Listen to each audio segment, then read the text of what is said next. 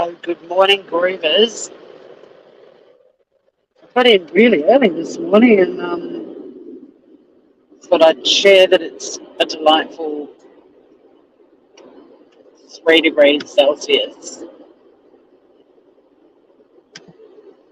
My car gives me a little snowflake. I'll just turn the heater down a bit. Probably sounds like I'm in a Learjet right now. I'm not, sadly.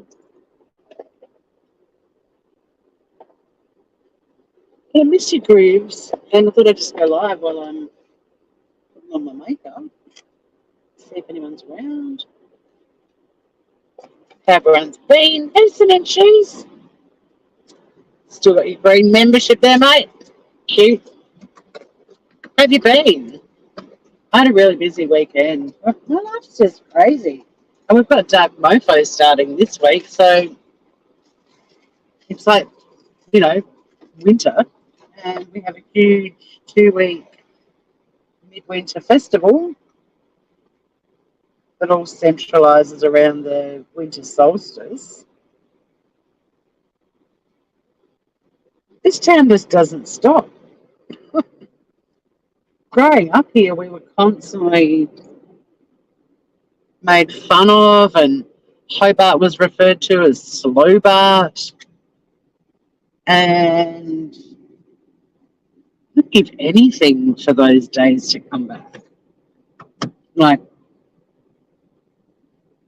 as you guys know, I'm very proud of where I live. I love this island, but I want people to come and see it and enjoy it and all of the rest of it. But could they maybe just let us all have a week where there's nothing happening here? So we can all just regroup and... But yeah, it's cold this morning, 3 degrees Celsius. So I've got my beanie, a scarf, my fingerless gloves. While the office warms up, I have to wear gloves because it's takes a while. It's a beautiful old building that was built to be a storehouse of like a storage, a warehouse of perishable food stuff. So when they built it, they designed it to basically refrigerate things, which was great back in the day. But now it's refrigerating the people who work in the building. But yeah, it is. It's heaps of fun, Samad. Like, it's really quirky. Festival. The population of this town, the city, doubles while Mofo is on, and there's lots of great stuff. There's also just wandering around Hobart all rugged up with fire pots and standing around them with little pop-up bars, and there's the Winter Feast, which is stunning, and then there's all these sort of art and music things going on, and there's a rave called Black Mass, and there's a naked swim on the morning of the solstice. One of my neighbours swims every day down at the beach where we live, and he said he took a thermometer down and measured the temperature of the water the other day, and it was 11 degrees. And I said, God, I was in Hobart last night and it was 4 or 5 degrees. Like, 11's warm. But yeah, I thought I'd just quickly go live and say good day to anyone who's around. Wish everyone a happy Monday if they're about to start work for the week. Michelle P, how are you? How are you, gorgeous? So it's fun to just do these quick little lives and just see who's around. But yeah, my thumbnail is my car when it gets down to 3 degrees Celsius, I get a little snowflake. And here we are. I made it to town. It was about 5 degrees when I left home. But we're in a bit of a microclimate. But isn't it funny how those 2 degrees, what a difference they can make? Really good. It's Monday morning. I'm anticipating a very busy day in the office because we're just so busy at the moment. I've got an interesting week this week. I'm working in the office today. I've got tomorrow off, which is usually a work day, but I've got a conference that I have to attend online on Wednesday. So I swapped the days, and because it's an online conference, I'm going to be working from home for that. Then I've got my usual Thursday off, and then Friday I'm back in the office. So it was a bit of an interesting week, a bit different to my usual. Normally this week is Monday, Tuesday, and Friday, and I usually work from home on the Friday, but I like a bit of a mix-up. And it means that there's a gym class that I can never go to tomorrow because I'm usually working, that I can go to. So a bit of fun, riveting topic. But yeah, no, I'm good. Clancy Woodard, hello.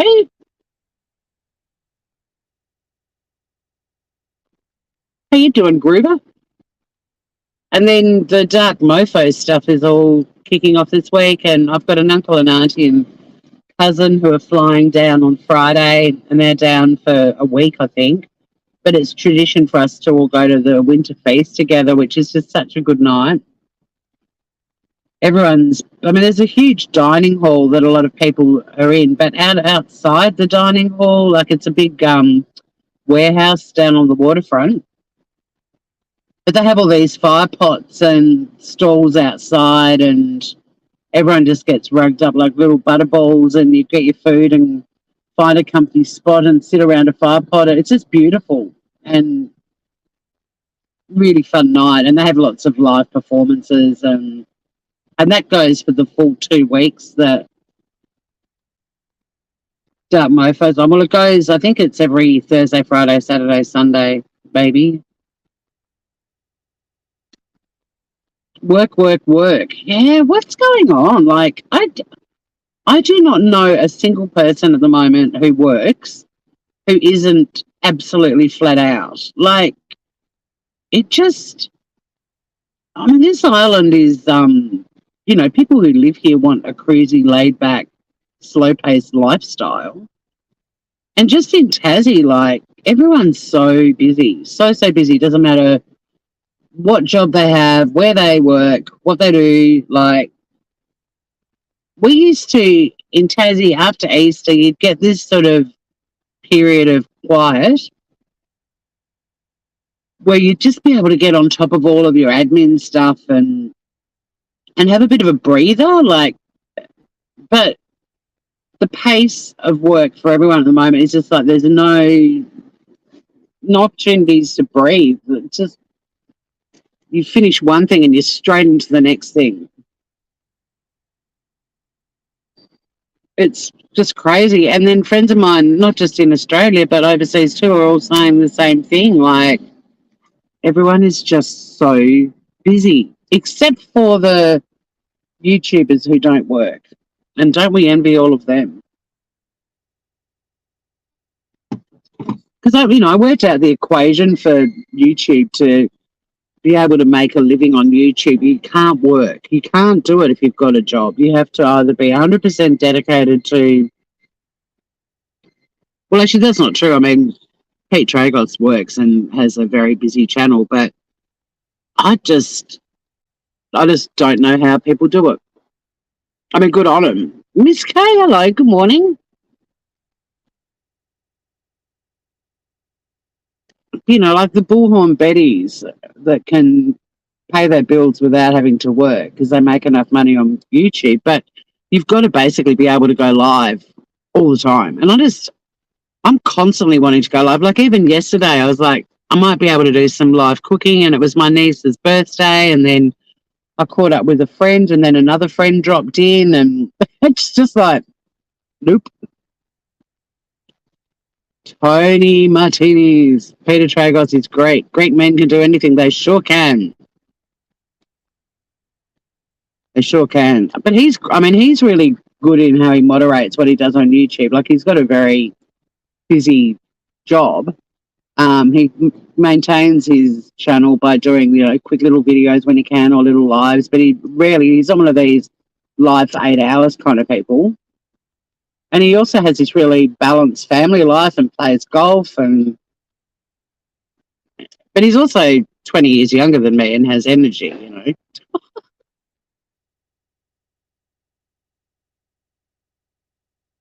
But yeah, I mean, I sort of want to have a permanent setup in my kitchen so I can just flick a switch and go live and cook. The problem is I still don't know what's going on with my house. So if I have to move out, I don't want to have to like pull everything apart. It's just there's decisions that people are making that are out of my hands that are going to determine the next few months of my life. And it will all slot into place as decisions are made. But at the moment, it's just chaos because there's so many unknowns in my life.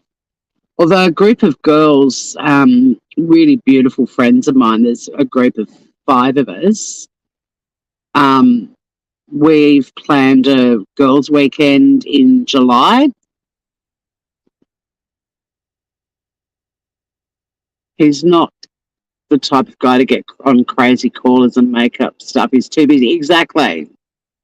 And look, if I was his age back then, I mean, I was able to do like 3 jobs and study and party and, I didn't sort of sleep really for the first, I don't know, 4 decades of my life. Um, but yeah, so our little group of girls, we've booked a weekend away up on the northeast coast, like the east coast, but up the northern end of it, like about 4-hour drive from where I am. And I said to them, hopefully it's all going to come together because I really don't know if I'm going to be living somewhere else, and I'm possibly going to have to bring Sunny. So we found a pet-friendly place, and a friend of mine's got like a really decent-sized collapsible crate that I can set up in my room when we go away for the weekend. She's not going to love it, but it's better than her being... Well, if I'm still living at my house, she will stay there, and my beautiful friends who live down, well, one of my neighbours and another really good friend, they looked after her when I was in Singapore. And that is actually the best case scenario, is that we're still at my place. But if I'm living in a temporary accommodation while there's work being done on my place, then she's going to have to come with me because I don't have any friends who will just be able to take her for a couple of days. And I reckon she'd freak out, and they'd freak out too. It's a lot to ask them to suddenly have this floof.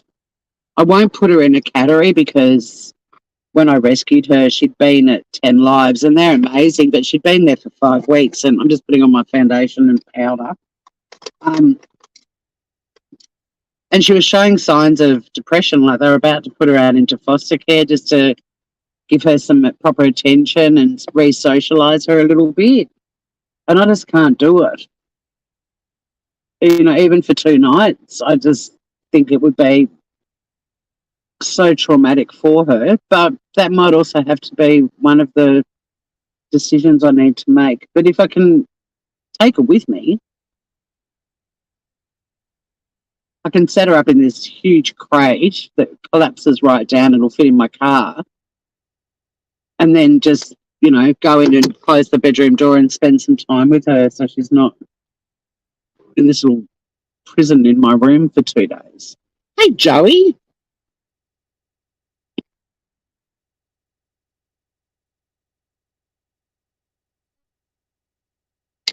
Yeah. In true crime, they earn about 4,000 USD a month. Well, there were channels during Kylie Rodney who were making 30 grand a month, pushing for the foul play outcome. 30 grand a month. I'm very well, Joey. How are you, gorgeous? You'd rather clean toilets.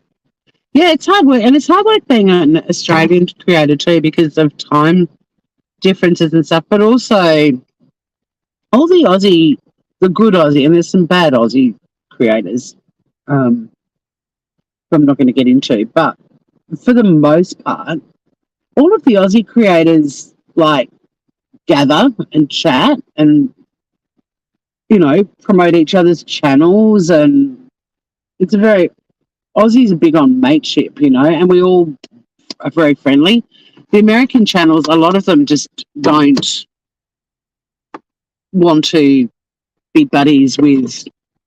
They don't promote Aussie channels, or they don't encourage people to sub to Aussie channels or anything like that. Like there's other Grizzly. Because she's international, she is really into talking up other channels. But yeah, the American.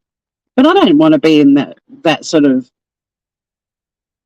community anymore. Anyway, like it's changed so much from the community I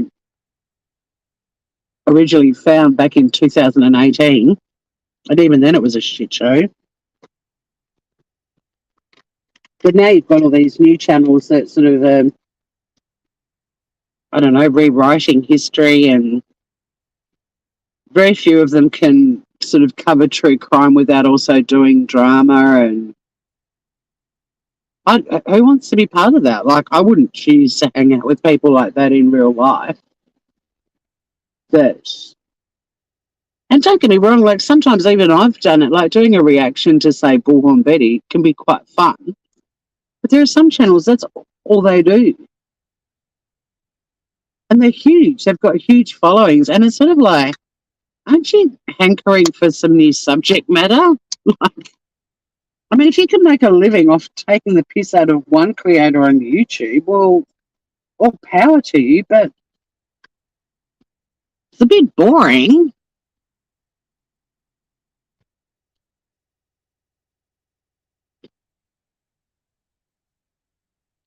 Yeah, morals over money any day. Absolutely, Joey. I agree entirely.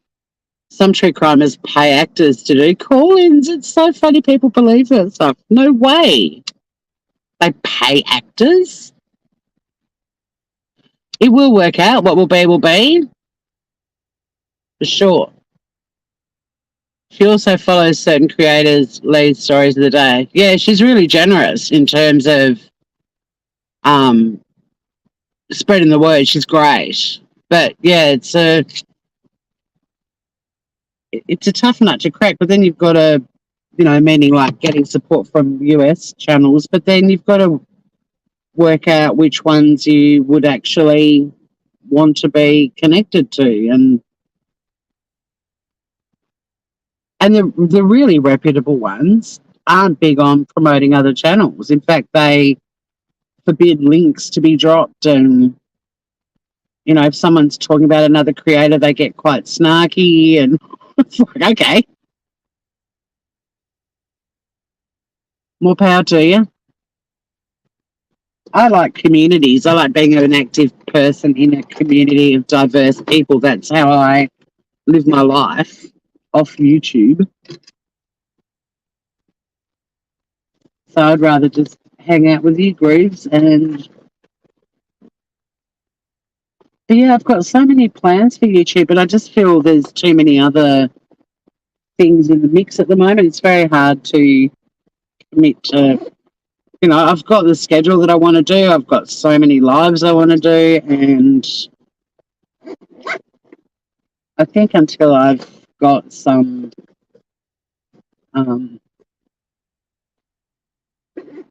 idea of what the next few months are going to be like for me, it's really hard to get stuck into too much.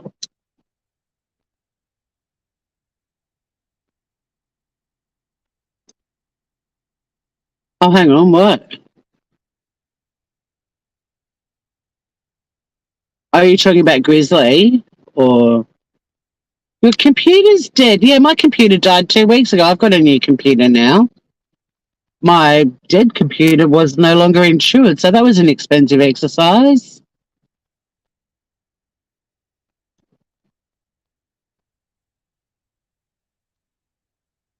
He rips off their stories and puts it out 4 hours later. True Crime King.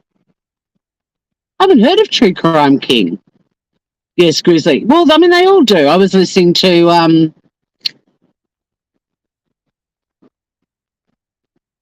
I see true crimers do reactions to a reaction to their own. Yeah, I know. It's all ego driven. I mean, it's not just about the money. It's also about the egos. Like, but the amount of people that lap it up, I suppose it's just become a bit of a soap opera for people. You know, like, I mean, nobody's getting older on The Bold and the Beautiful. And let's be honest, you could miss The Bold and the Beautiful for 3 years and put it back on and know exactly what the fuck was going on. YouTube's kind of the same, really. But I just think listening to like 8 different creators all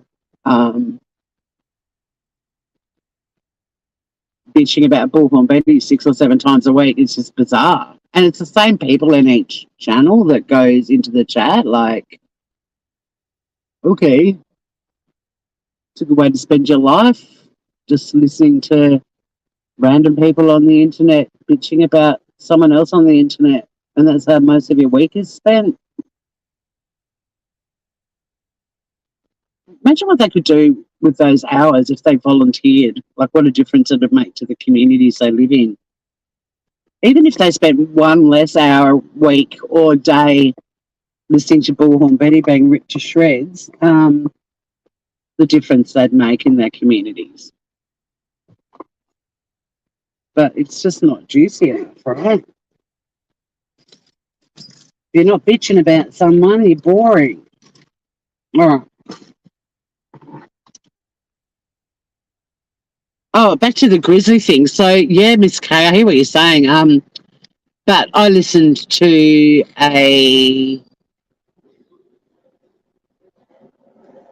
my stats are disgusting. I mean, my channels are going backwards. Even when I've tried to ramp up doing content and stuff, and when I started moving all my true crime things over to Smooth Criminal channel, I just attracted these really nasty people. Like, so my views go down, my subs go down, and then I get these absolute assholes just coming on. I've got to show some of them. Like, there's one person who's threatening me at the moment. It's really weird. I just feel like saying, go back to AD's camp and piss off. Like, me, oh no, where's my earring? This is the downer of wearing scarves. Earrings get caught on them and then come off. And no, these are my favourite earrings. Well, they're not my favourites, but I do like them. God damn it. I can keep one in and be a pirate. So what I was going to say, Miss Kay, was they all do that. Like, they make out they've come up with this great idea. Because I was listening to a podcast driving in, or I was listening to a channel. I just like this girl's voice. She makes me feel all warm and fuzzy. She was covering the possibility of a serial killer in Portland, and Ray Hughes did a live. I saw him. I don't actually watch him anymore, but I still get notifications, and he did a live yesterday, I think, or some in the last few days. Is there a serial killer in Portland? And I'm pretty sure her subject was exactly the same. But I mean, you'd be, foolish to think that lots of people aren't going to cover that. Kind of full on, that story.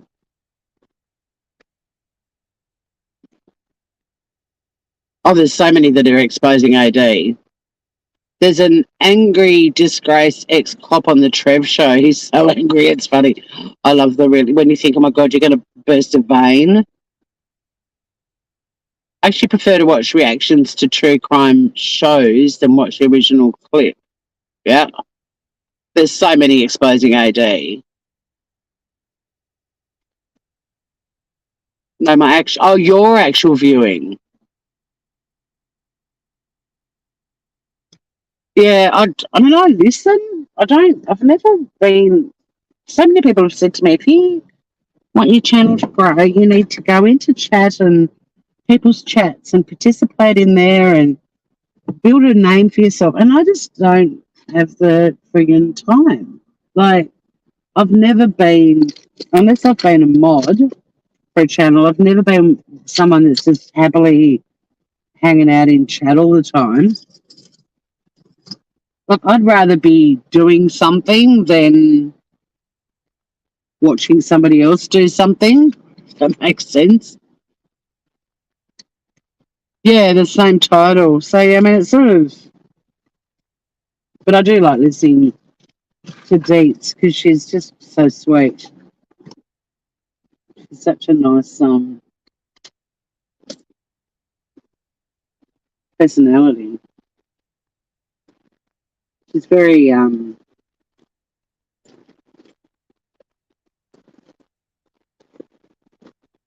yeah, level-headed and mild-mannered, and I enjoy that.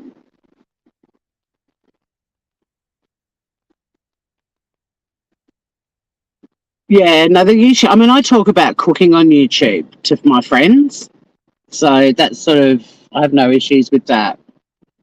I mean, they all know how much I love cooking, and they're kind of like, "Why don't you have your own show?" And it's like, well, maybe one day, like not on YouTube, like an actual show, but until I can make that happen. But yeah, I don't talk about um the other stuff because they wouldn't get it.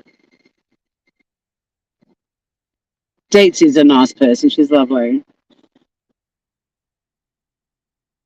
But we all know that in true crime, like every creator that's, claiming to be true crime is going to latch onto the stories that are getting audiences. I mean, we've seen that happen for, forever. Like somebody's having a bit of a lull in their channel and then suddenly they're covering a matter that everyone else has been talking about. Like it's so transparent. YouTube is slowly dying off. Woke, go broke.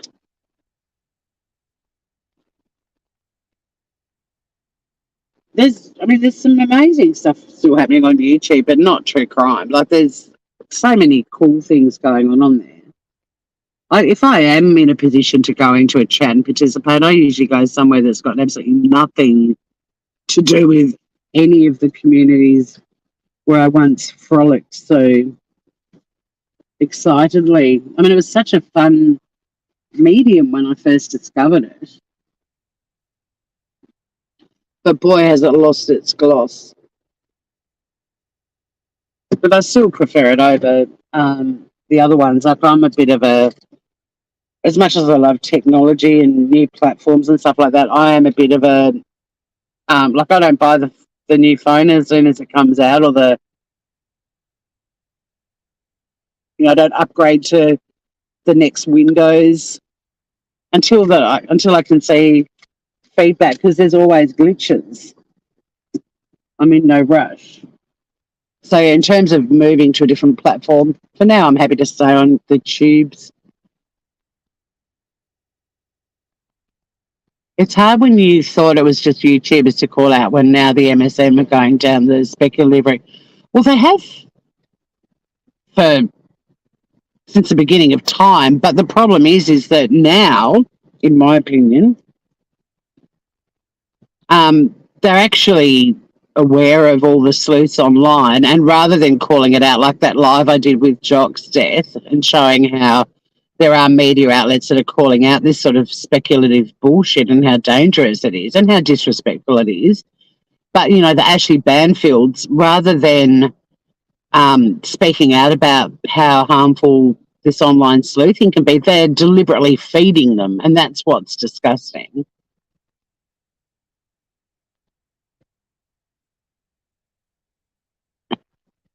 The three drunk Bigfoot guys are now get drunk and talk Idaho 4. One of them went on Truth and Transparency. She bullied him for 2 hours. Yeah, but she's a nightmare, that one. I'd be, why Berth and Lana? I don't even know who to watch anymore, so I'm glad you're still here. Oh, bless Joe. You'd never notice. Yeah, it's funny though, isn't it? Because you kind of, yeah, she is a devil. Um, but that's how media can be so manipulative. That's exactly why that comment that you didn't notice it for a while, because that's exactly what they want to do. They are expert manipulators, and it's all about selling, you know, their paper or getting people to subscribe and pay to watch their shit or whatever it might be. And that's the problem, because the masses who sort of buy into it are well and truly entrenched in it, and they've actually got to sort of wake up and realise what's going on themselves to leave it. Because if you go in there and say to everyone, oh my God, guys, we're being conned, you know, this is all BS, the group think tank is going to go, no, we're not. We've been watching this show forever. It's reliable, it's regular. They cover the stories we want to hear about. You know, they don't actually assess things critically. And that's what MSM relies on, for people to continually tune into their TV stations or their YouTube channels or buy their newspapers. To drink turkeys. Lana is the Looney Tune train. Oh, yeah. He was so dim-witted, he had no idea she was emasculating him.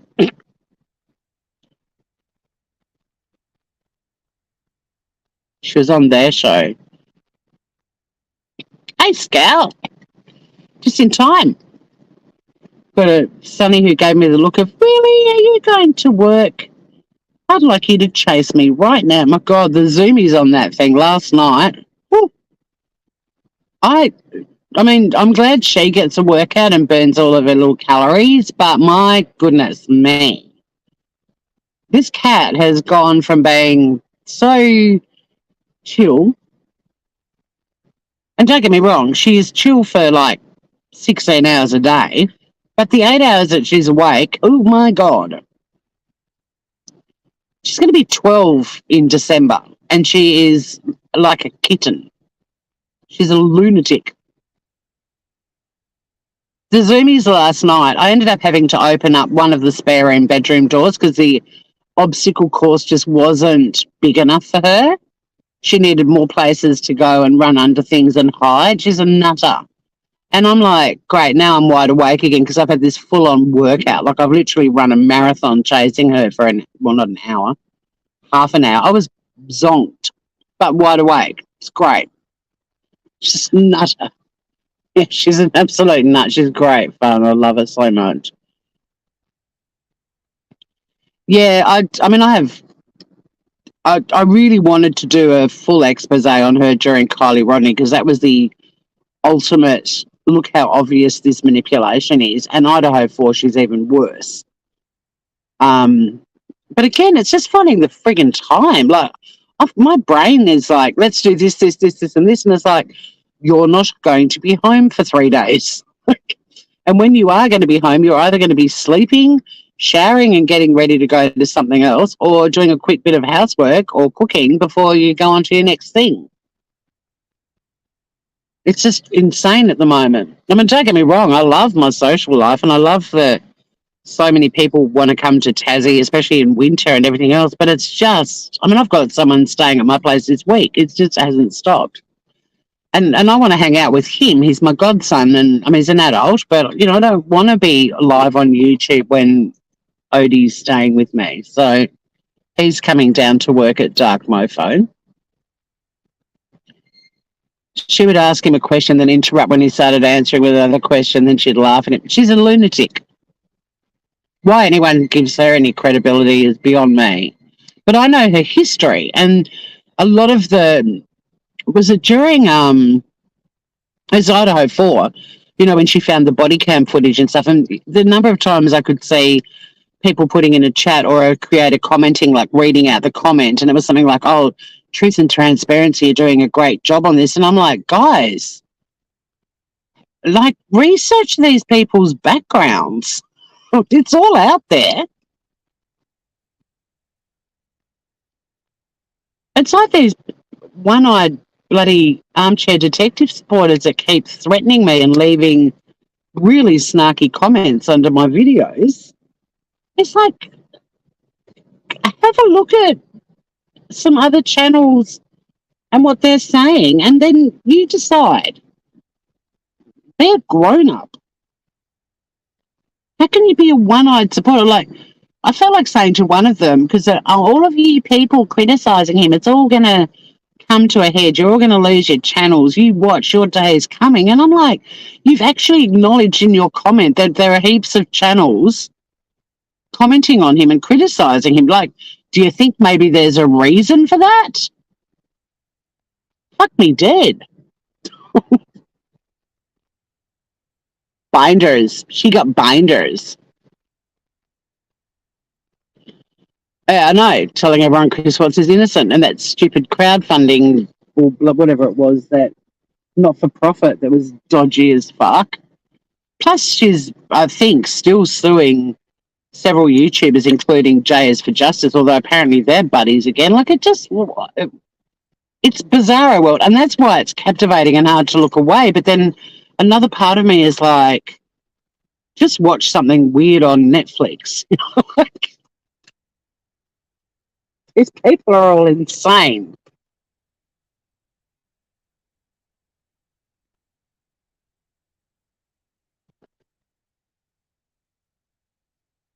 Oh, Banfield was a nightmare during Kylie, but she's been even worse with Idaho 4.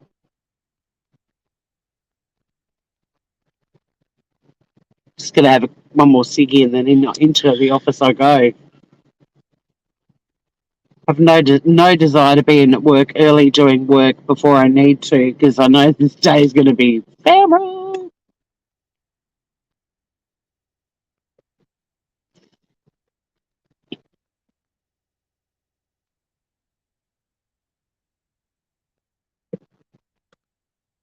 You guys are chatty. See, I wish I had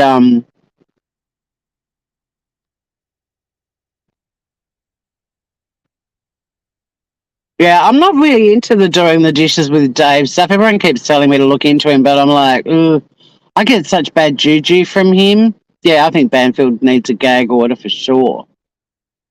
See,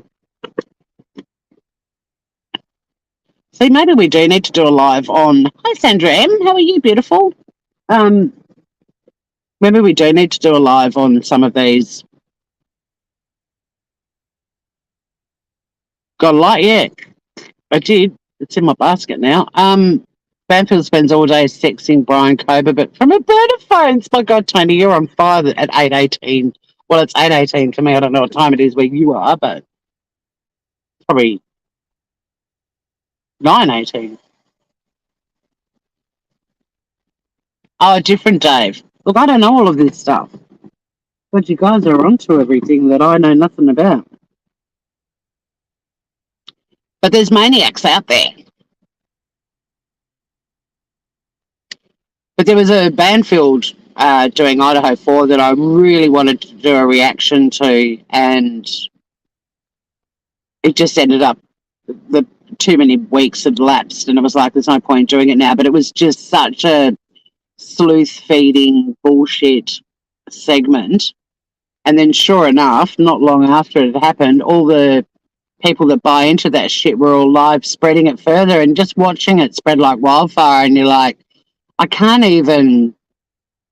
There's no point. Like, I can't stop this. This is a machine that's way too powerful. Like, if you look into psychologists talking about and psychiatrists talking about the power of a huge number of people all believing something, it's 10:18. Okay, 2 hours ahead. It's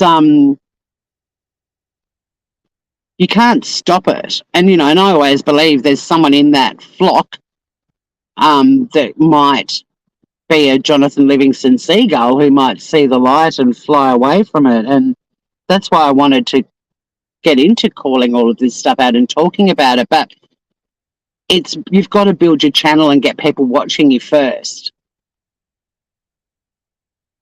I knew you'd get all gushy, Sandra, when you saw Scout was in here. When Brian is exonerated, Nancy Grace and Banfield will fight bare-chested for Brian's chance. Oh, my God, that's a visual. Tiny. You should do stand-up comedy breakfast shows. It's the breakfast time comedian. It's going to get ugly, the whole thing. But yeah, I've noted, I've got it on my list, Joey, to do the Coburger discussion, and that does include some of the stuff that's just going around. And the people that are actually presenting the factual information about, for example, the grand jury and so on, nobody's interested. They all just want to run with these theories that random people who haven't proven any ability at all in interpreting law or understanding the court process, they'd rather just buy into what they're saying. Some of the channels that are just trying to put facts out there, nobody wants to hear it. They want the scandal.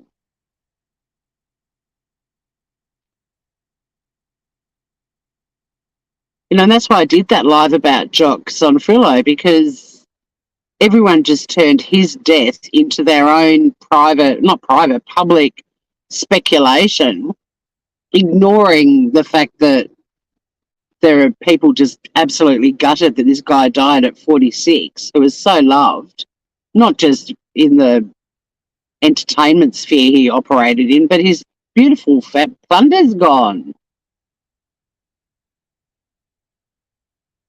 Plunder is gone. Wow. You've been eating porridge. Yay. Best thing to eat on a cold, wintry morning. I could do some now, actually. I've got my homemade vanilla yogurt and granola for breakfast. I don't eat breakfast till I get to work. I know that JS for Justice is demonetised as well.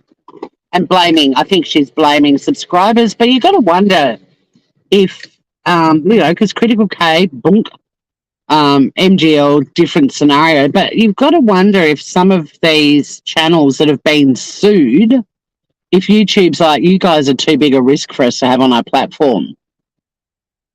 Like, I don't think it's always this mass flagging and haters bringing channels down. Like, I think YouTube's actually saying, fuck, there's lawsuits going on and these people are a risk to our platform. But, I mean, I don't know the background. I just heard on the grapevine that Jay was demonetised. So, yeah, shit's going down on YouTube town. Maybe I will end up being the only channel left.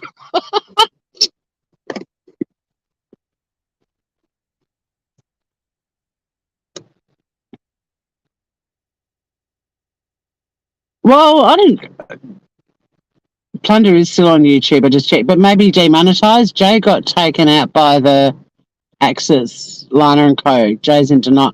Well, Jay's saying that someone brought her down, but there's also, I just wondered if, these channels that keep getting sued, at some point YouTube would be considering whether it's worth allowing them to stay on there, because it's oh, exactly, Miss K. I mean, her lawsuit with when she got sued by that network for streaming her stuff, she lost that case, but nobody covered that. Everyone was busy covering Critical K. Anywho, I gotta go. I want to chat to you guys. You're all just like on fire.